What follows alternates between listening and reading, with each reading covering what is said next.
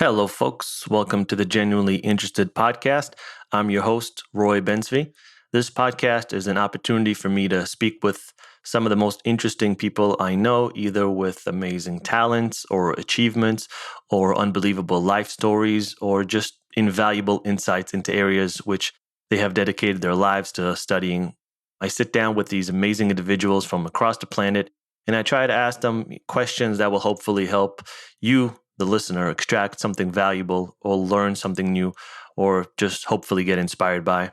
You can find all the episodes for the podcast on all the major podcasting platforms such as iTunes, Spotify, Google, Overcast, iHeartRadio, literally all of them.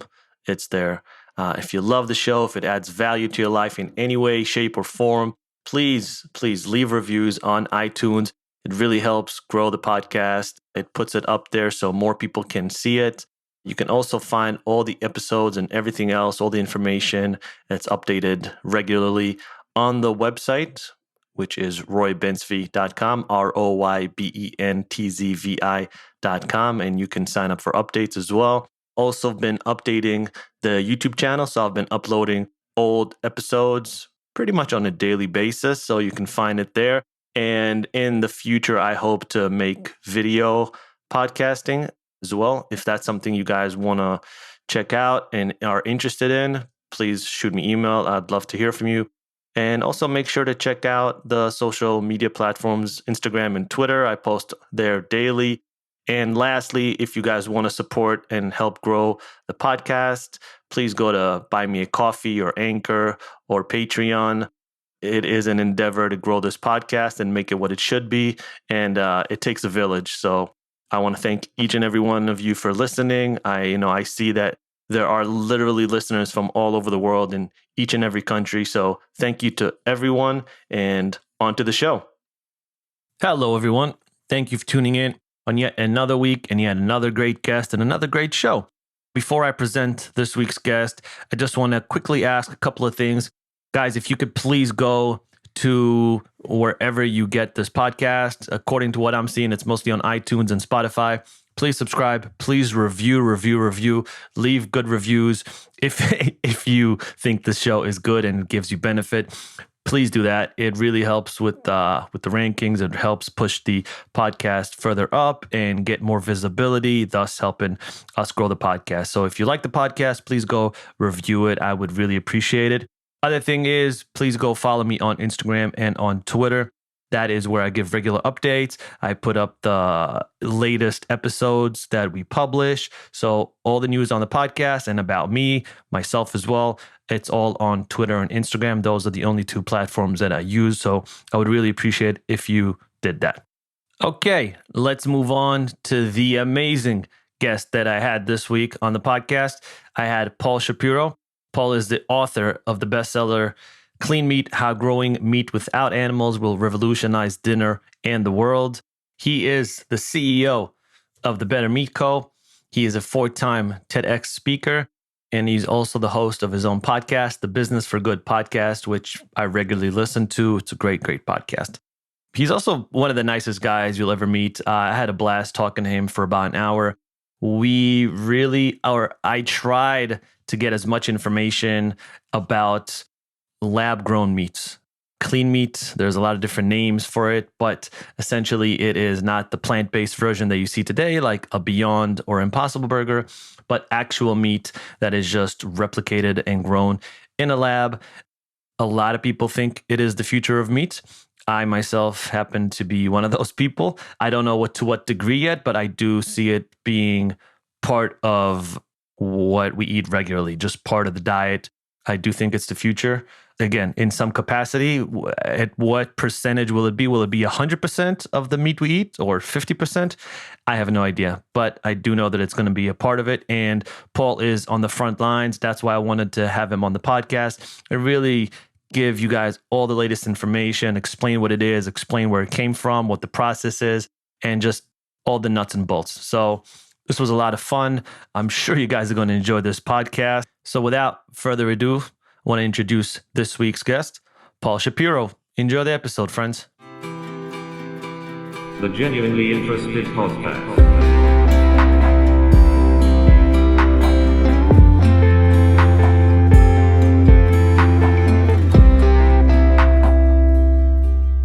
How you doing? Roy, good to be with you, my friend.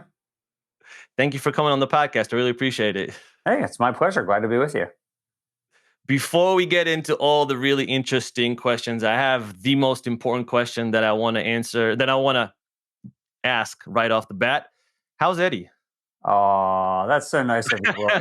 That is definitely the most important question. That's what I'm thinking. Yes, for sure. So first I want to say I listened to your interview with Peter Singer, which I really loved, and it was a great interview. So thank you for making my morning run more productive by letting me listen to that. But second, Thank you for saying that. For those of you who don't have the pleasure to know to whom Roy is referring, Eddie is my wife's and my very, very cute and very friendly pit bull. We adopted him, in March of 2020 when our local animal shelter was getting shut down for the pandemic.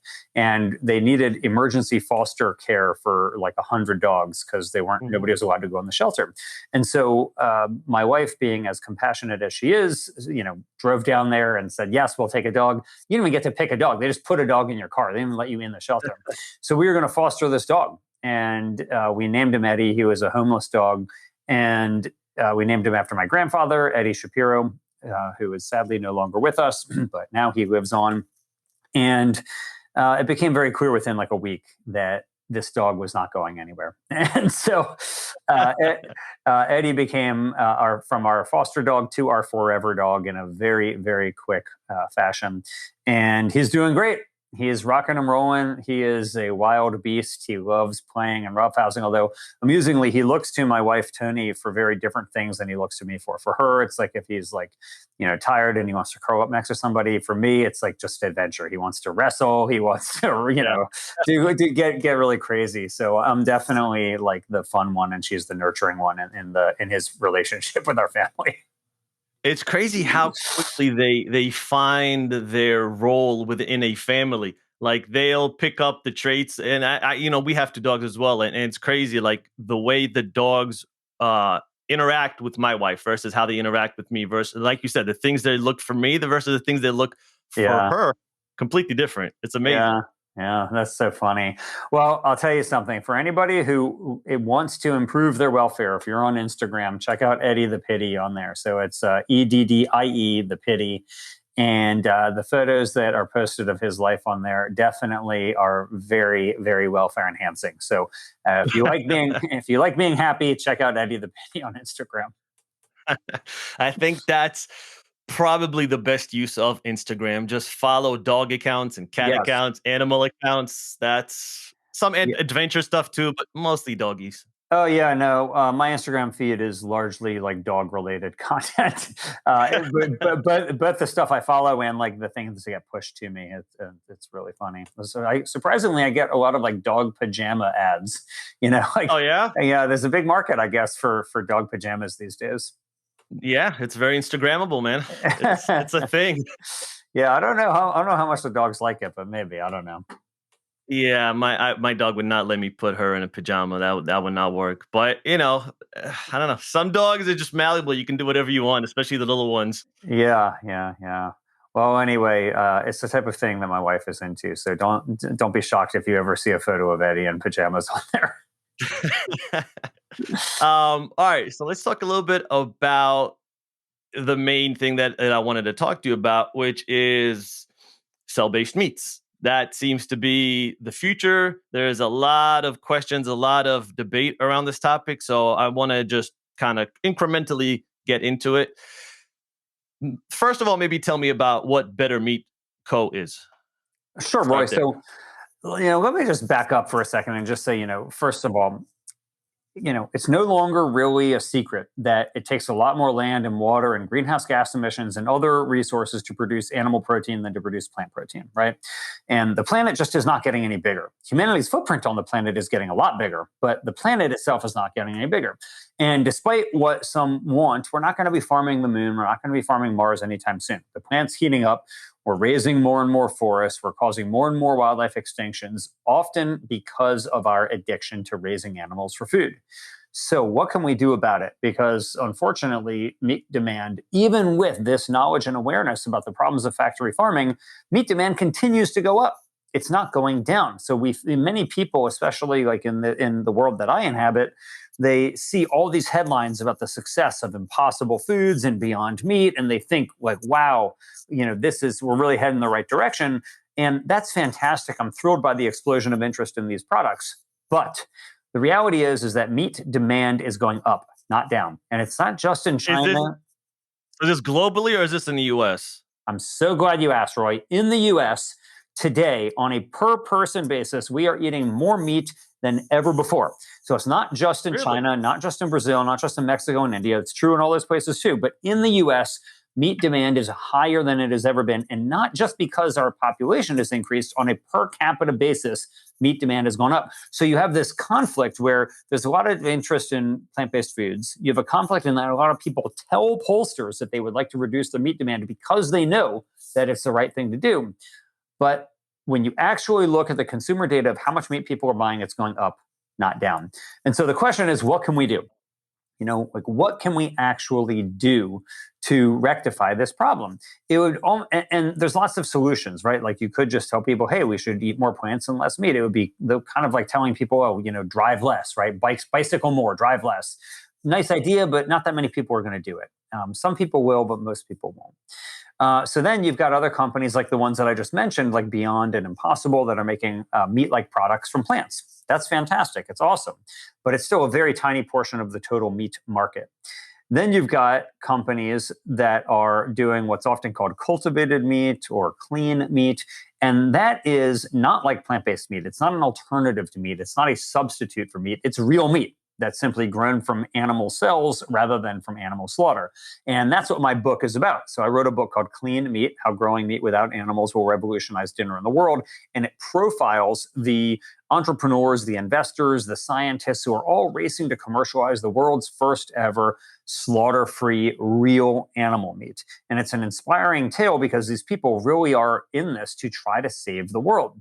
Now, to answer your question directly about the Better Meat Co., which is a company that I co-founded 3 years ago, Roy, we are a company that utilizes innovative plant protein technologies to offer ingredients both to plant-based meat makers and to animal meat makers for them to use our ingredients so they can use less animal protein. So, for example, we sell to Purdue Farms, the chicken company, so that they can make chicken nuggets that are 50% plant-based and 50% chicken. And now, of course, a vegetarian or a vegan is not going to be interested in those products, but a lot of Purdue's customers are interested in those products. And the reality is that those products have gone now from a couple years ago being 0% of Purdue's product line to now being 20% of their frozen chicken nugget sales. So 20% are 50% plant-based. That's a big improvement. It's a lot fewer chickens being used. And so that's what the Better Meat Co. seeks to do, is to help major food companies use fewer animals. So here's my question. If like you said, 20% of Purdue is you're using the product, you got Impossible, you got, much more vegans than you've ever had. You have all these emerging companies coming up and changing the game. Instagram is pushing, raw vegans. Just vegan is on an uptick, but you're telling me the opposite is happening. You're saying that actually people are eating more per capita. Yeah, that is what I'm saying. So first, let me just give a disclaimer. I'm vegan. I've been vegan since 1993. I think it's a wonderful thing to do, and I wish more people would do it. However, we got to play the cards as they're dealt. Yes, everything that you just said, Roy, is true. You do see great interest in these plant-based meat companies. Lots of investment is going into the space, and all of that is really, really encouraging. But it doesn't negate the fact that more animals are being raised for food today in America than have ever been raised before. It doesn't negate the fact that people on a per capita basis are eating more meat today than ever before. And even if you believe the most optimistic predictions, so take, like, for example, Barclays, which says that by the year 2030, so less than a decade from now, 10% of all the meat that people are eating is going to be coming from either plant-based or from cultivated meat. That's awesome. I hope that they're right. I would love for them to be right. At the same time, even if that were true, it would still mean 90% of meat is coming from factory farmed animals. And so we need to do something about that. I mean, think about it. Like, when you put gas in your car, you don't contemplate the fact that 10% of it is ethanol, right? You're not even thinking about that, even though it's designed to try to wean ourselves off of fossil fuels in some way. That's what we're trying to do, is to make the default product that nearly everyone is purchasing better. And if you could, let's take as an example Burger King. So imagine, they have the Impossible Whopper, which is awesome. It's thrilled. Seems like it's about 2% of their Whopper sales from what I've read. But imagine if, in addition to offering the Impossible Whopper, they also made their conventional Whopper 25% plant based. In that case, you have a much more dramatic reduction in meat consumption than just by offering the vegan option. So it's not a replacement for the vegan option. It's a supplement to it to help move in the right direction as well. What is the process of, because we're still, I know in Singapore they recently released a chicken, a cell-based chicken, right? They put it in one of the restaurants there. So I guess before my question, how is the test trial in Singapore? How is that going? Do you know?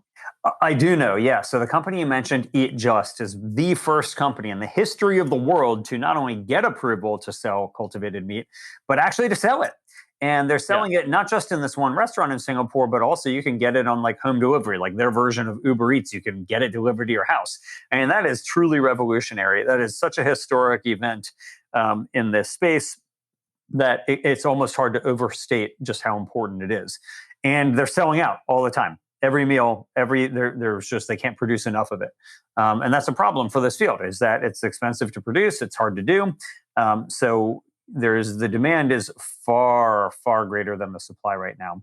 And in other countries, like in the US and others, they don't even have the authority to sell it. So only Singapore is the only place in the world that's authorized the sale of any type of cultivated meat products so far. I predict that countries like Israel and China and hopefully the United States will allow it soon, but we'll see. It's important, I think, for the United States to become like the meat basket to the world and to enable us to actually produce and win. Right now you look at, like, on the renewable energy front, we're importing our solar panels and our lithium ion batteries from Asia. Whereas I hope that even if we're losing at clean energy, maybe on clean meat, we will actually win, and we will authorize this and say that we want to be the future food suppliers to the world. Yeah. So why Singapore approved this? Are they just more advanced, or are they just more relaxed with their laws and, I don't know, It's definitely regulatory issues? It's a great question, Roy. So it's not that they're more relaxed. It's that Singapore imports virtually all of its food.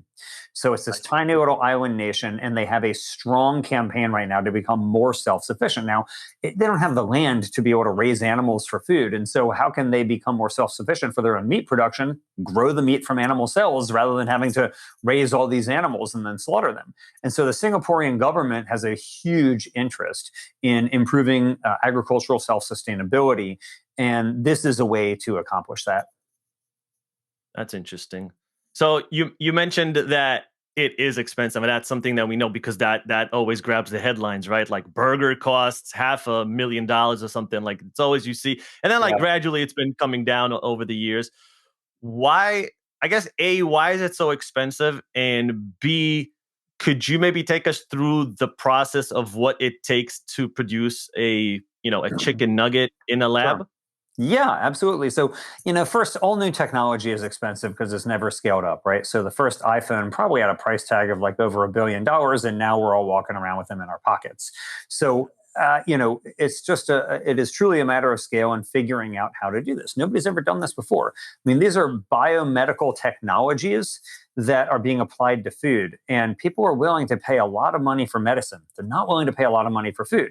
So there was never that type of a downward pressure on production techniques to get these type of tissue engineering technologies to drop in cost. So, if you think about it, right now we have the capacity. Let's say you burn your arm really badly. We can actually grow. We can take a cell from your other arm, a healthy skin cell, and grow it outside of your body, and then graft it onto your wound, and your body accepts it because it is literally your skin.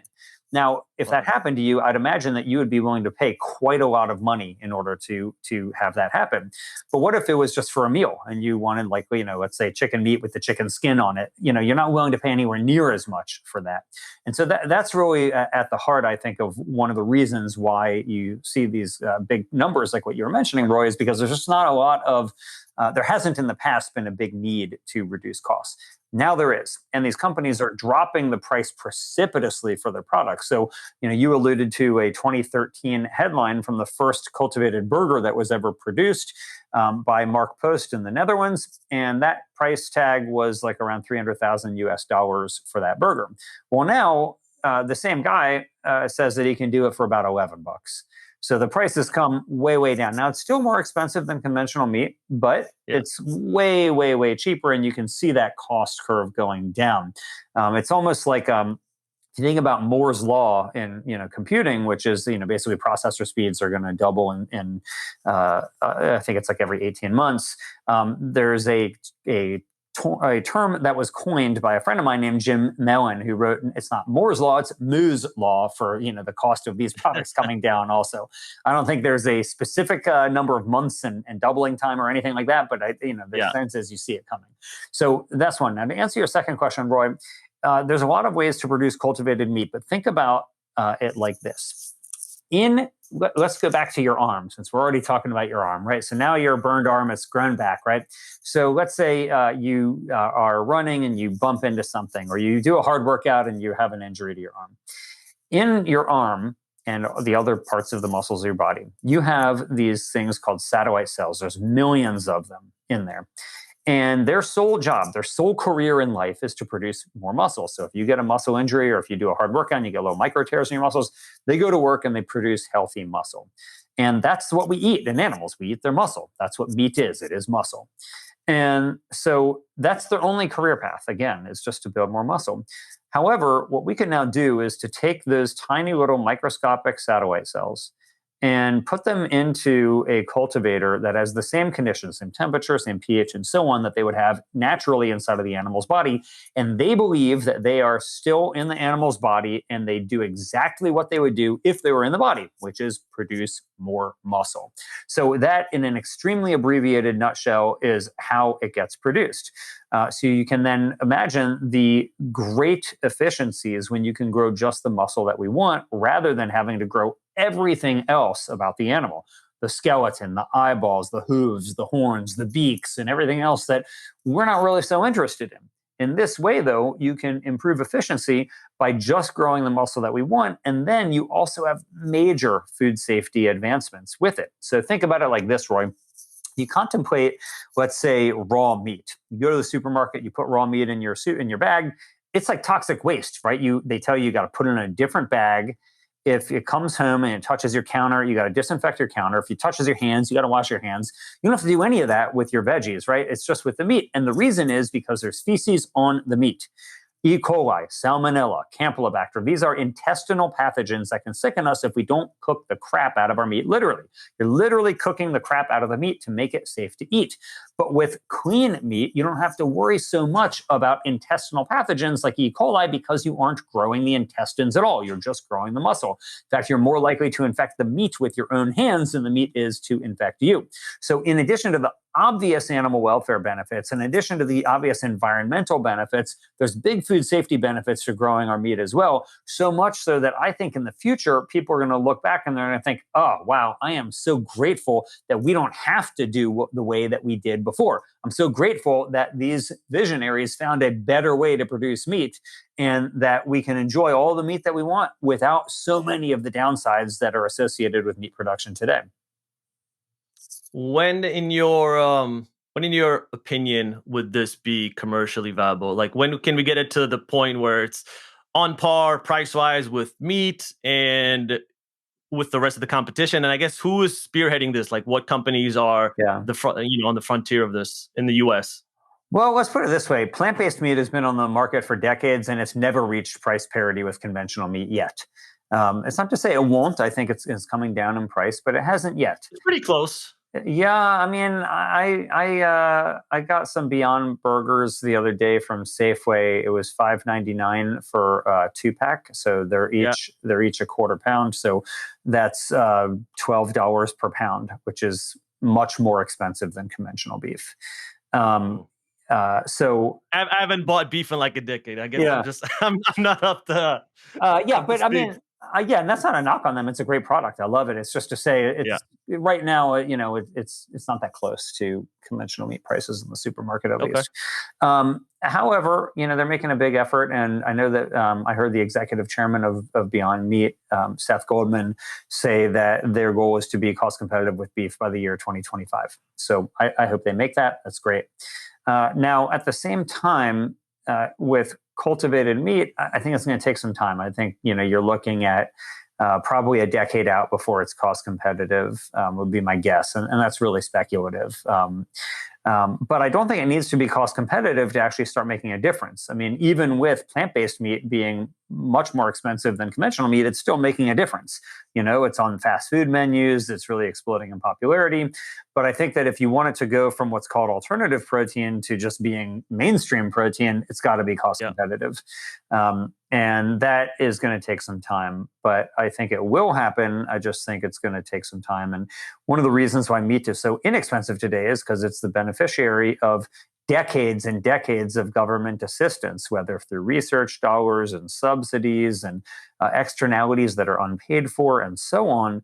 Whereas the clean meat makers don't have those luxuries. I mean, we've just barely started scratching the surface, even on just government funding for R&D on this, let alone subsidies to the companies. So we got a long way to go. There's a lot to do, but it's very promising, and I think it's kind of like if you were thinking about digital film in the 1990s, right? It was like really not mainstream. It was something that really wasn't on the market yet, but you knew in the future it was going to be big and it was going to be the industry in the future. And I think that's the point where we're at with Queen Meat today.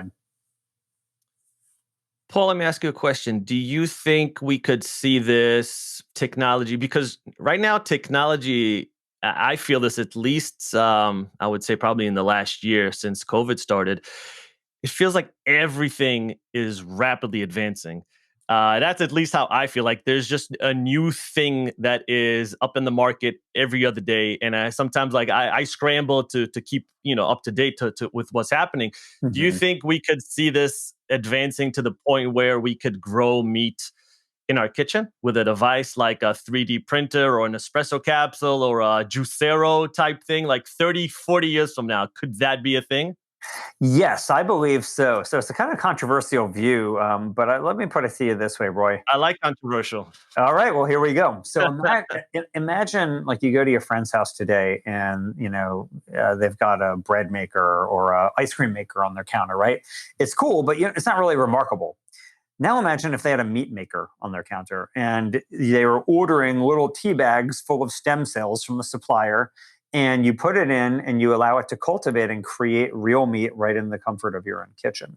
Now, the reason I say it's controversial is because it takes a long time. Bread maker is done overnight, or these stem cells might take, a couple weeks before you have any meat. But I think about it like this: people right now brew beer in their own home and they love it. And it takes weeks to make, but that doesn't stop them. They still do it.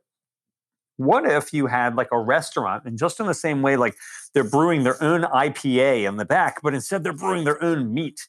Wouldn't that be cool? They had like their own local artisanal flair, their own meat that only they were making. You could only get it at that restaurant.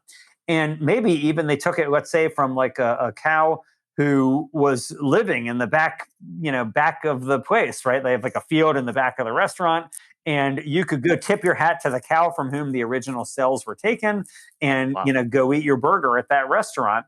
I mean, that seems like a pretty cool, novel experience that I think a lot of people would pay a lot of money to have. Man, my mind is like racing with ideas now. You opened up a whole new frontier. Yeah, I mean, Wow. I truly believe, like, think about how many people are there who are right now willing to pay like six figures to go into space for minutes, right? Like to go on like these kind of like, not really orbiting, but they're going out of our atmosphere for like a few minutes, and you have these wealthy people willing to pay a lot of money. I bet there are a lot of people, a lot of people who would be willing to pay several $100s for a dinner where they could go and enjoy a burger from a cow who was standing in front of them. Yeah. Without anything happening to that cow. Yeah, with a cow just enjoying her life. Yeah. Well, it seems like everything is moving away from centralization into decentralization, right? There are less barriers to entry now with everything. And that idea that you just put out about the restaurant, that's another thing, right? Instead of having to rely on a Tyson or a Purdue, you could grow your own food. Literally, everything is grown in your backyard, right? The veggies, the meat, Oh, I love and that. it seems like everything is moving Yeah. away from a centralized system, both in the finance, in food, and everything. Like that almost makes that actually makes so much sense to me what you just said. Yeah, so you could see it that way. You could also see it in, what if, Tyson was manufacturing the meat maker, you bought it from them, and then you just ordered the little tea bags of stem cells when you wanted. Like you could see it both ways. But either way, yeah, I mean, you could see yourself producing your own food, Jetsons style, right at home. Yeah. I would certainly love that. And it makes me wonder, like, what type of culinary experiences might there be that nobody's really conceived of yet? So, for example, Roy, take the time after humans had domesticated cows, but before we had invented cheese, right? Nobody figured out yet how to curdle milk to make cheese. So people were drinking cow's milk, but yet not yet eating cheese. During that window of period, no one had ever conceived of, fantasized of, dreamt of Gouda and Brie and cheddar and every other type of cheese that people eat today.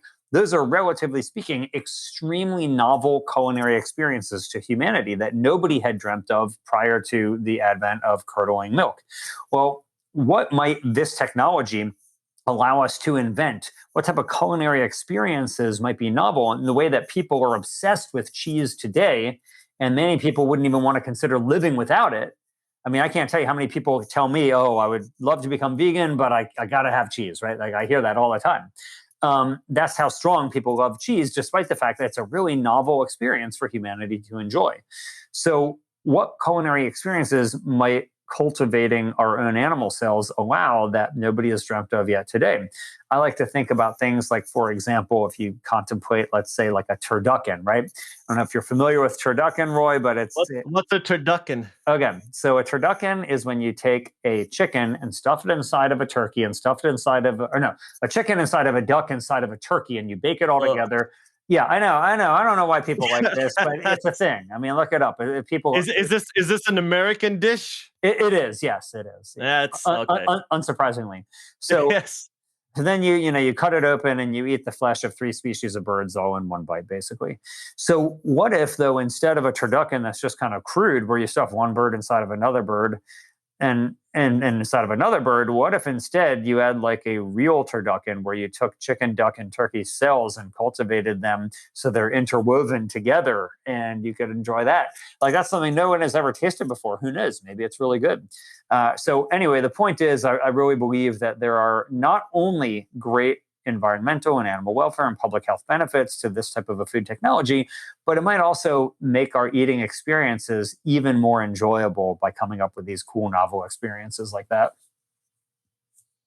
Man, my mind is like it's like a hamster on a wheel, just racing now with all these like ideas. What do you think are like the biggest hurdles that you've seen so far as like consumer psychological standpoint? Because I've heard from a lot of people that their chief threat or worry was health issues, right? Like, would Mhm. this be healthy? It's not natural. It's made in a lab. It's People have issues with that. I think it's a big hurdle. Yeah. But maybe you could tell me, like, what have you seen from your end? Sure. Well, I think there are 3 hurdles, and I think the one that you just referenced is the last of the 3, the least Okay. concerning of the 3. So I think the first is just Oh, really? government. Yeah, I think government regulation. That's going to be the biggest problem. Is there? Will governments try to protect their own meat industries by refusing to allow this type of a technology to become commercialized? And that's very real. There's a lot of protectionism for the agriculture industry, and you could easily see that happening? Even if they don't totally disallow it, would they require it to be labeled with something unsavory? Like if you look at the history of what the dairy industry has done to try to combat competitors, even going back into the 19th century, they were fighting for laws to tax margarine makers so that it couldn't be sold at cheaper than butter. They, in fact, in some states passed laws to require margarine makers to dye the product pink to make it look unappetizing. And even today, the dairy industry is still trying to combat plant-based milk makers by trying to get them disallowed from calling it milk. So, as if there's like a concern, like somebody thinks that like coconut milk might have come from a cow, as an example. Like, I mean, it defies reason, but still, it's something that they're doing. So, will there be government regulations that are disadvantageous? That's one. The second is just bringing the cost down. The technology is expensive, and we've got to bring the cost down. It's going to take scaling. It's going to take lots of R&D to figure out how to grow sales for cheaper. And then the third is going to be consumer opinion. And in Singapore, it's clear lots of people want to eat this. But I think also it's evident that most people today eat meat not because animals were slaughtered for it, but in spite of that fact. And when there is a safe, nutritious, tasty, cost-affordable product that provides the same experience, but without the animal slaughter and without all the other downsides that we've mentioned, I really believe that lots of people will want it. Because think about how meat is made today, Roy. Like, just take chicken as an example. Most of the chicken that people eat today comes from birds who were genetically selected to grow so big, so fast, that many of them couldn't even take more than a few steps before they collapsed. They live in their own feces, crammed wing to wing with tens of thousands of other birds inside of windowless sheds. And when the time comes to slaughter them, most people don't want to know what happens. And that's the norm. That's what people eat today. So I think that when we consider just how inhumane and unsustainable and unnatural our current methods of meat production are, that it seems naturally preferable to just grow the meat that we want without the animals. So I really think that, yes, there will be some people who don't want it. That's fine. Not everybody's going to eat this. But I think there's a lot of people who will be very happy and will say, I'm glad we don't have to do it the old way. In some ways, it reminds me of what happened with ice, because if you go back to the 19th century, for millennia, the only way that anybody had to get ice was out of frozen lakes. And you had a big industry that was shipping ice around the world in insulated boats to provide it in hot climates. Well, enter the advent of industrial refrigeration, and all of a sudden you had a much cheaper way to get ice. It was still water that had been cooled down, except instead of being cooled by nature, it was cooled by human technology. And the barons of the ice industry were livid over this technological innovation, and they railed against what they called artificial ice, saying this is unnatural, it was made in a lab, it was not safe, you shouldn't use it. And in the end, we all know what happened. You fast forward to today, and we all have artificial ice makers in our homes. We don't think there's anything unnatural about them all. We call them freezers. We wouldn't even think about living without them. And nobody contemplates it. Well, similarly, just in the same way, the only way we had to get ice for millennia was out of nature, and then we invented technology to make it ourselves. The only way we've had to get meat for millennia was out of animals' bodies. And now we're coming up with a technology that we can make the meat itself from the same exact animal cells. It's the same cells. It's the same food. It's just produced in a much safer, more efficient way. And in the future, just like most of us probably wouldn't consider consuming ice out of a lake or a river today, we might think, boy, am I glad that we don't have to torment and slaughter animals to do this anymore. I'm so glad that we have a way that we now can use technology to get us the same product that's even better. Yeah. Well, I think I meant, I guess, strictly from a psychological standpoint, right? Just for example, if you look at, I don't know, like cricket powder or cricket protein, right? There is in Thailand and in Asia, they don't have a problem. They eat those. Not everyone, but it's more common. Here, there is a massive psychological block that happens. It's like, I don't want to eat bugs, right? but it's if you compare it with other animals, it's much more environmentally friendly, right? To eat crickets, but there is that block, and I wonder for people, because they look at you and I know all the stats that you gave about chickens and cows and how they're produced. I think a lot of people, especially if maybe they pay a little bit more and they're like, oh, this is grass-fed, they get to roam around, they have a beautiful life, this is the healthiest version of meat and it's best for me. And again, I'm not saying this is reality, I'm just saying it's perception of people. for, I think, a lot of people, there might be some psychological hurdles and blocks for them to move away from what they perceive as this is the healthy meat and this is a lab grown version. Yeah, I bet it might even be the inverse. I bet that the cultivated meat might be perceived as the healthier meat because it's so much less riddled with pathogens like E. coli and Salmonella and Campylobacter and so on. But I do think that there will be some people for whom that's a barrier. But I do think it's unlike crickets and other insects because nobody in America, really, for the most part, eats grasshoppers right now, right? Like that's kind of a squeamish, disgusting thing to think about. But we eat food that comes from science all the time. I mean, just think about, for example, in cheese. Right now, the way that you get most hard cheeses is with rennet. Rennet used to be produced through an enzyme in a calf's intestinal lining called chymosin. So we would basically slaughter calves, take their intestines out, and that's how all cheese got to be made into a hard cheese. Well, back in the early 90s, scientists figured out basically how to genetically modify microbes to produce chymosin. And so that genetic engineering led to a much cleaner, more efficient way of putting it into cheese. And so now nearly all cheese has what's called synthetic biology produced rennet in it, so that you don't have to use calf intestinal linings anymore. Nobody even thinks about it. People don't even contemplate it. They just eat it. And I do think that similarly, that, unlike crickets, which people aren't used to eating, people are used to eating chicken and beef and so on. And that's what this is. That's what it is. So I don't contend that everybody will eat it. I do, however, say that I think that a lot of people will, and it will make a big impact. I also think that many people who say they are squeamish about it are probably likely to eat it anyway. If you think about, let's say, genetically modified organisms or GMOs, on public polling, lots of people say that they don't eat them or they try to avoid them or whatever. And then you look at it and like nearly all of the corn and soy that people consume is from genetic modification. And, what people say to a pollster is maybe different from what they do in the marketplace. It's pretty hard to envision a time when the main motivating factors for people's food decisions aren't taste, price, and convenience. Those are what motivate nearly all the food decisions that we make. Does it taste good? Can I afford it? And is it convenient? That's really what drives us. And everything else that people think about for things that matter are like nice to haves, but those are the three must haves. And I think that cultivated meat, if it can get on those three, taste, price, and convenience, it'll have a good shot of winning over not everybody, but a lot of people. Yeah. And I mean, we are driven by innovation, especially now. Like if you look at how life was for the last, I don't know, hundreds, potentially even thousands, it was incrementally different. I feel like, between 1940 and 1990, right?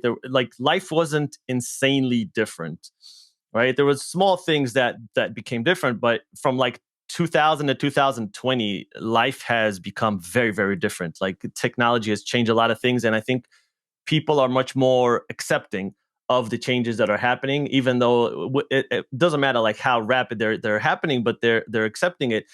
And there's recently I heard this guy, and he was reinventing the way wave breakers are built. Like it was just rocks for many years, right? Now he has this plastic thing with a triangle.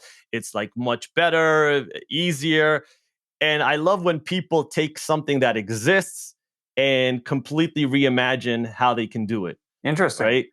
Oh yeah, I'd love to look into that. That sounds really interesting. But yeah, I mean, I'm with you, Roy. I really think that things, with exponential technologies, right? It happens very slowly and then it happens very quickly. It's almost like you look at the COVID rates actually, because it was with exponential growth there, you saw it's very slow, and all of a sudden it's a huge problem. So in this case, thankfully it's not COVID that's spreading, but it's technological advancement, which hopefully will be good for humanity and for the rest of the planet. And I do think that the things that we consider science fiction today will become science fact sooner than we anticipate.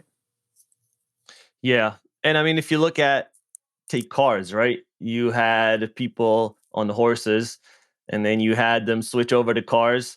I think actually I heard you maybe talk about this somewhere. And now we're moving to electric cars, and then it's going to be autonomous cars. And there's always innovation. And I think if this is a superior product or a superior model of an old version, which is meat, I think once people start understanding that, they will be very accepting and they will move on to this cell-based meat. Yep, I totally agree with you. And I don't think we're going to have even a lot of choice. It's just extremely resource intensive to raise animals for food. Forget about all of the animal cruelty concerns, which I think are very important. We don't have enough land. We don't have enough water. How much more forest do we want to cut down? I mean, look, there's nearly 8 billion of us today. And with the increasing middle class in places like China and India, they want to eat more meat. And, experts predict that within the next 30 years, we're going to add another 2 billion people on the planet. Where are we going to get all the food and all the meat to produce to feed 2 billion more people?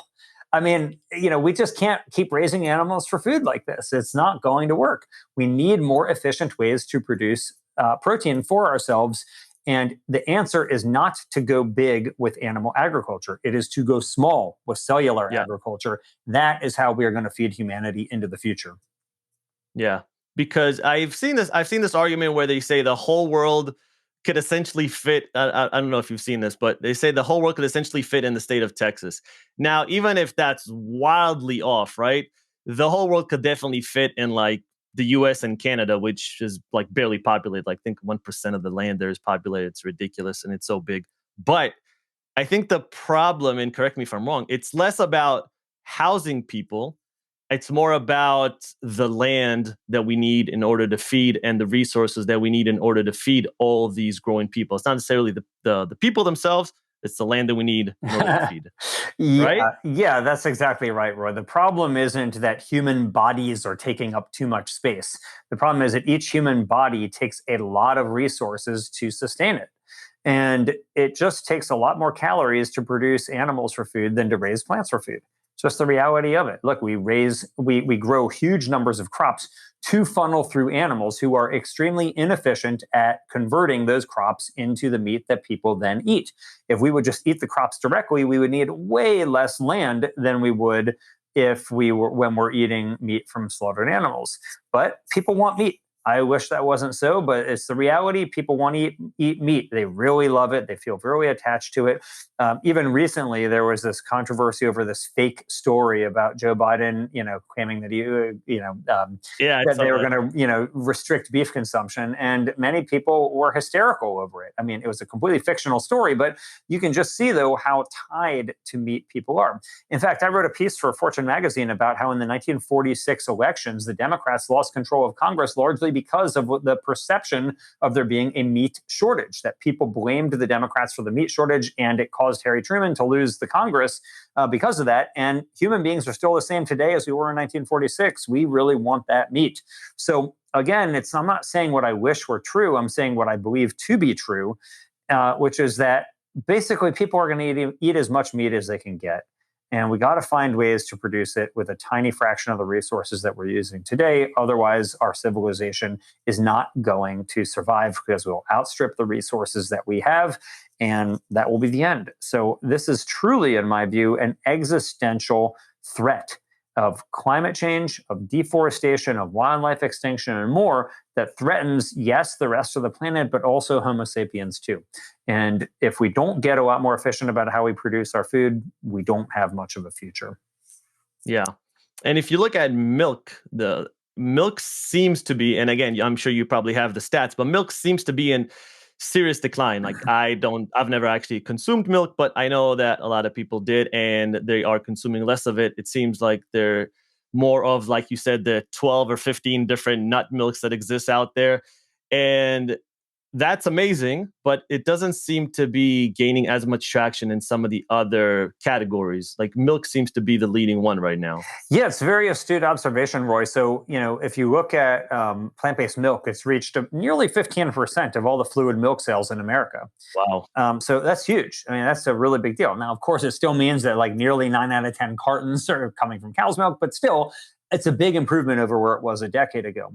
However, then if you go to the meat sector, it's not nearly 15% of meat that's being sold. It's less than 1% of meat that is being sold.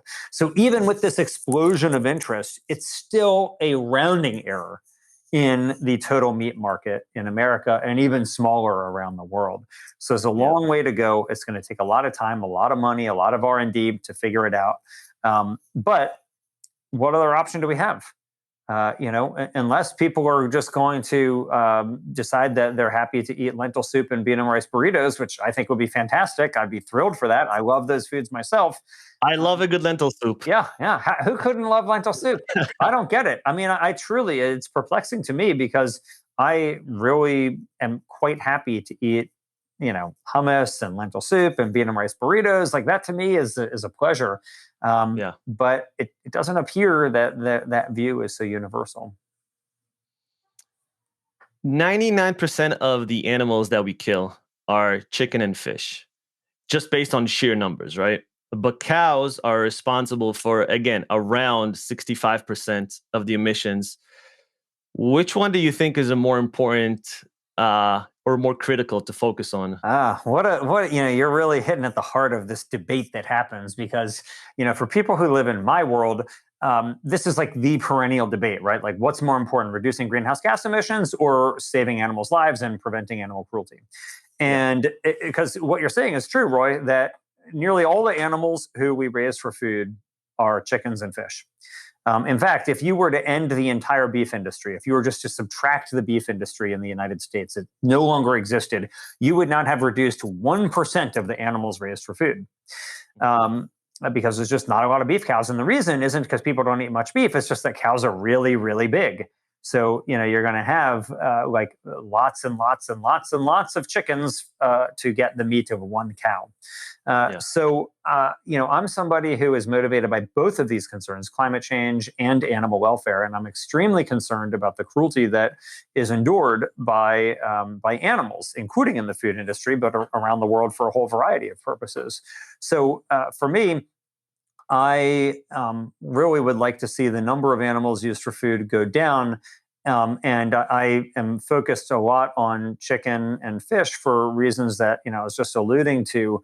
And I think it's important to recognize it's not just about emissions. There's other issues that surround these industries too, whether it's antibiotic resistance and so on, that you have to take into consideration.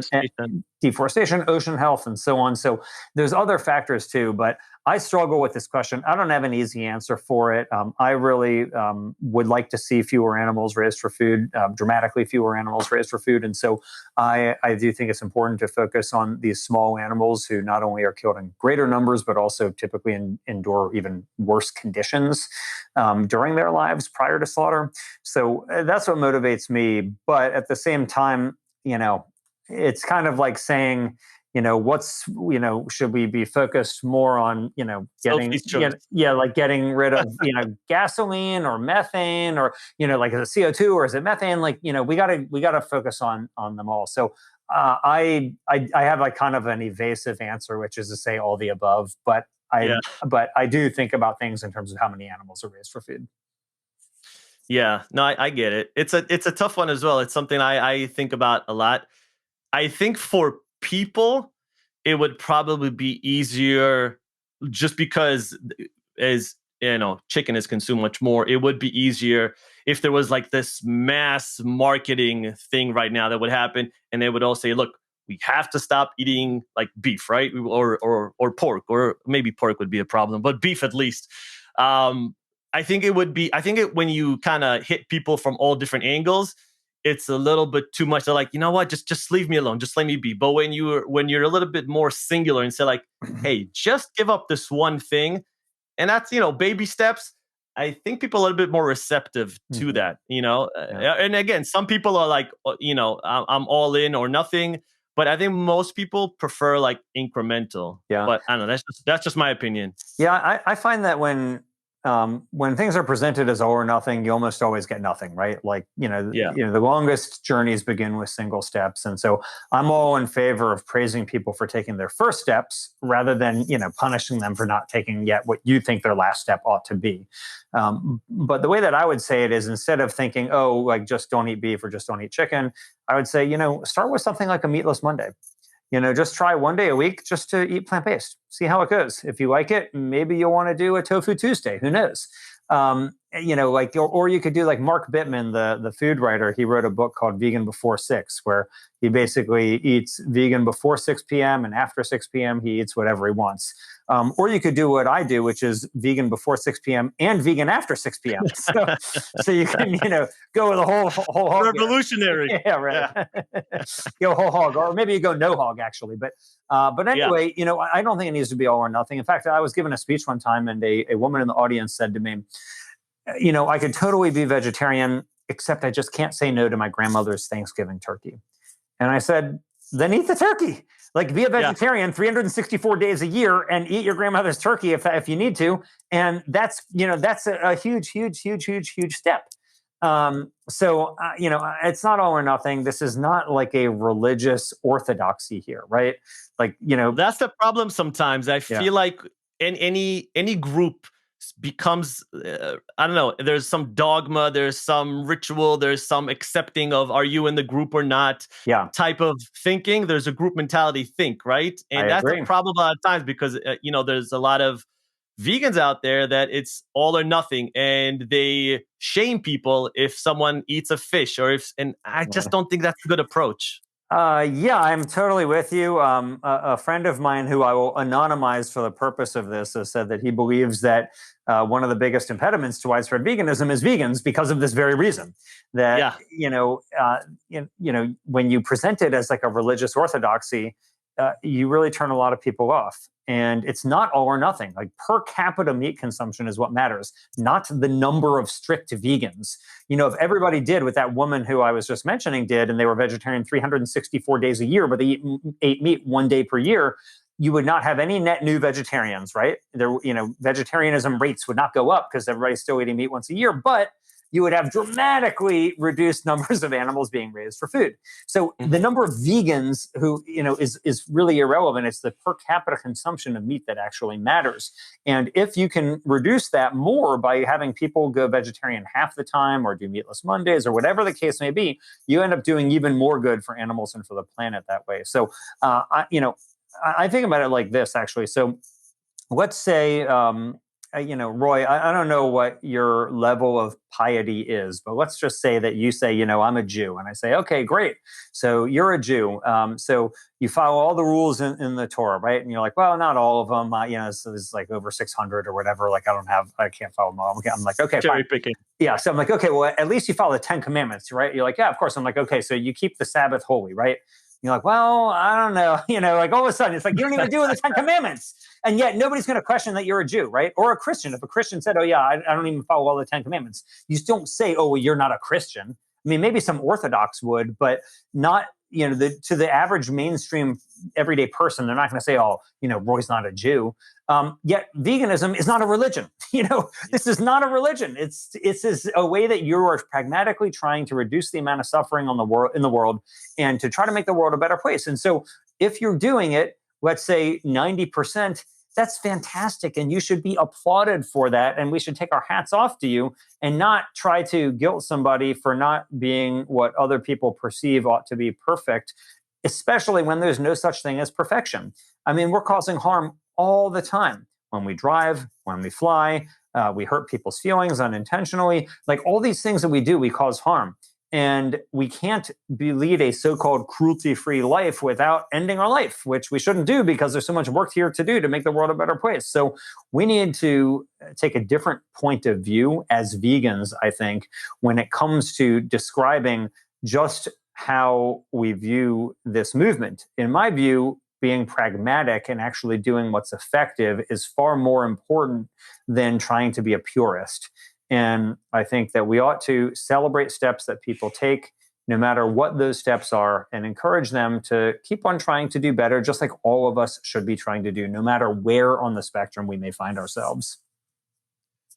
I was going to follow up. I had the whole thing like while you were talking, but you said it so well that it's unnecessary. Were you always such a good speaker? Because I've heard, I know you had like 4 TED Talks or so, which I don't know if that's a record or not, but that's pretty high up there. That's very nice. Is this something you developed, or you always just naturally gifted as a speaker? It's very nice of you, Roy. I never like took any training or anything like that, but I have great friends who have critiqued me. So I used to actually listen to like CDs back in the days of CDs. I would listen instead and be in the car. Instead of listening to music, I would listen to like historic speeches of like great speech makers, and I would listen and I'd think, oh, that sounds good, and I would think about that. But I never did any formal training, and I have great friends who have like listened to me talk and told me what they think I could do better. So I've welcomed that constructive criticism. But I don't know. I've never felt like an inhibition. A lot of people feel very inhibited about speaking publicly. Yeah. There's this statistic that more people fear public speaking than fear death, which led Jerry Seinfeld made a really great joke about it, where he said that means if you're at a funeral, you'd rather be in the casket than delivering the eulogy. um, but I've never had that. Like I just never had that. Whatever deficiencies I have, like inhibition about that was never one of them. So I appreciate your comment, but I don't know. It might have just been lack of inhibition. Yeah. No, if for people who have consecutively listened to the podcast, I think I've said this on a bunch of different episodes. I would rather swim with sharks than, go up on stage in front of 500 people and speak. It's a no-brainer for me, and it's something I have a short list of. I actually don't fear a lot of things, but obviously I'm human. I have some fears, and I would like to tackle those with time. So I have a short list of things that I want to tackle, and it's on the list. Well, let me offer you one observation then that might be useful, Roy. So, the reason why people are afraid of it is because they're afraid that people are going to think poorly of them, right? They're going to think that, they're going to think they're a bad speaker or whatever. So here's my thought on that. There's this saying, I don't even really know how true it is, but the saying goes that, when you're in your 20s, you're really worried about what other people are thinking about you. When you're in your 30s, you stop worrying about what other people think about you. When you're in your 40s, you realize they were never thinking about you in the first place. And I mean, I actually think that most people probably are still concerned about it no matter what. But anyway, the saying is relevant in the following. Most people are not thinking about you. They're thinking about them. So, they're in their seat and you're up there talking and you're worrying about every word, and they're sitting there thinking, oh, my back is uncomfortable, or they're looking at their phone, or they're thinking about their unrequited love interest, or, whatever, they're worrying about their diagnosis. Like, who knows what they're thinking about? They're probably not even thinking about you. So I would just, think this is really important to me. To them, they're going to forget about me. And nobody will ever remember what you say. They're only going to remember how you made them feel. And I think it's really important to remember that when we're talking to people, what you say is less relevant than how you make people feel. And, we ought to speak in a way that I think makes people feel better and affirms them rather than trying to shame them or make them feel bad. Yeah, 100%. I think I have to do it in baby steps, like maybe speak in front of 10 people. And you said, I know it's common. So I'm sure this might help, people out there and maybe overcome that fear. But I think for me, it's, 10 people that I maybe know most of them, and then maybe 20, 30, like grow into it. Yeah. Because it is something that I do want to work on. Well, if you ever want to tape record anything, Roy, send it to me and I'll give you my honest feedback and tell you. See, most friends will only tell you what you want to hear. They're going to be like, dude, awesome job. You were great. Yep. I will tell you what you need to hear, which is that... Not Israelis. Not my friends. Yeah. Israelis have a very direct way. That's true. That's true. I have an Israeli colleague. And dude, you sucked. Yeah. I have an Israeli coworker who sits across the table from me, and he is, I'll just put it this way, diplomacy and speech is not his forte. He's an extremely smart guy, though. But anyway, I think it's useful, and I've benefited from people telling me what I could do better. So if you ever are having a friend critique you, I would tell them like, hey, listen, don't tell me that I was awesome. Tell me what I can do better. And that's what I would do. And I still do. Like whenever I give talks or anything, I always tell people. In fact, maybe if somebody listens to this podcast interview, maybe I'll say, hey, what could I have done better? So I'll be eager to hear it. No, you've been great. And before you go, I want to ask you a question. You should probably reach out to Korn and ask them for some dividends, because I heard you talk about them in one of I think it was a podcast I heard a couple of weeks back, and I went and I bought it.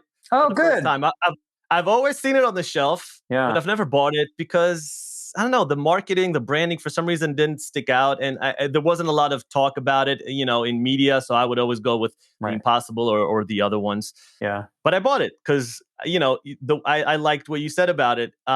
Could you? I haven't had it yet. It's still in the freezer, but I'm going to eat it this week. But Okay. can you explain to people what fermented protein is? Yeah, sure. So, for those who are not initiated, what we're talking about is Quorn, Quorn, which is a brand of a British plant-based meat company that does sell in the US also. And it's really cool. So most plant-based meat is made of either soy or peas or wheat or some combination of those three. However, corn, on the other hand, doesn't use that as its base protein. It uses a type of fungi protein. It's called Fusarium venenatum. And what they do is they subject that fusarium, which is a fungi. It's not a mushroom; it's a fungi. Okay. Now for most people, you think fungi and mushroom are synonymous, but in fact, fungi is an entire, kingdom of organisms that include some fungi that produce mushrooms. The mushroom is kind of like the apple on the tree; it's the fruit that it produces. But Mm. most fungi don't produce mushrooms at all. They're just like soil microbes, basically. And so they use the soil microbe known as Fusarium, and they subject it to a microbial fermentation. Where they put it inside of like a stainless steel cultivator and they feed it sugar. And it grows. And it grows into a naturally meat-like substance. And it's complete protein, so it has all 9 essential amino acids. And I don't really believe it tastes like meat, but I do think it tastes very good. So I like it. I liken it to, it's just kind of like another, plant-based protein. I don't think of it as like a meat substitute per se, but I think of it as something that I really enjoy eating. And it's high in protein, high in fiber, and unlike the other plant proteins that are typically used, like soy protein or wheat protein or pea protein, it's not isolated. It's a whole food. Like you're eating the whole biomass there, as opposed to a pea protein, which has had the fat and the fiber removed from it, so you get a concentrated Yeah. protein slug there. So I really like corn. I think it's a really cool company, and they are using fermentation to grow what I think of as like future foods today. A lot of the so-called future foods companies, they're like, oh yeah, 5, 10 years from now, we're going to be awesome. Well, corn is already doing this at scale. They have, products and all over the world. And so I think it's like one of the more impressive and least talked about companies, which I don't really comprehend. What would you say is the closest thing that that we regularly eat, or maybe a meat-like thing that it tastes like? I guess it's like most like chicken in some ways, but yeah, when you taste it though, you'll see. I mean, it's meaty. It has Okay. a meaty texture, um, Okay. but it's not like any species of meat you've had before. Oh, now I'm intrigued. I Yeah. might have to. I might have to have that for lunch today. Good. Please email me, Roy. Let me know what you think. Yeah, I'll collect some dividends. They're actually having So they were a privately held company that got acquired by another company. But I read recently they're being spun off with an IPO. So Oh, nice. so there will be an IPO, so people can buy stock directly in corn if they want. That's awesome. Paul, this was a lot of fun. Hey, Roy, it's my pleasure, man. It's great to talk with you. I hope that we get to meet up in person sometime post-pandemic. But I'm fully vaccinated and I'm ready to rock. So whenever you're in California, man, let's get together. All right, sounds good, man. Where can people find you? Buy the book. What are the best places to follow? Give the plugs. Sure. Well, just go to cleanmeat.com. Again, that's cleanmeat.com. Love for you to get the book and tell me what you think about it. You can contact me through that website as well, or on Twitter at just Paul H. Shapiro. But let me know what you think. Love to hear from you. So please get in touch with me anytime. Yeah, guys, go buy it. Look into it. This is the future. I know you guys are into crypto, you're into all that futuristic shit. This is the future. So go check it out. And Paul, thanks again. I really appreciate it. We're going to be the Dogecoin of meat. Of me. Yeah, exactly. Thanks, Roy. Take care.